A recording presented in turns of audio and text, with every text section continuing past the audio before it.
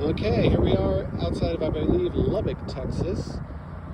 When we're driving long distances, like today's a 4-hour drive from Roswell to our next stayover place, a lot of times we'll pull over in a parking lot and just fire up the generator and nuke us up some food.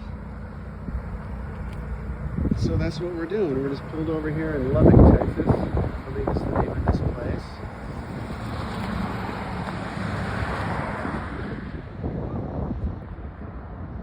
And have a little lunch and get back on the road. Generator's not too loud, so we don't disturb a lot of people or nothing.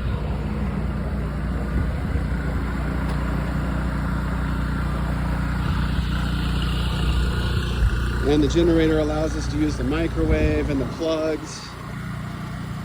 You know, the heavier load things. Battery won't do it. Thank you very much.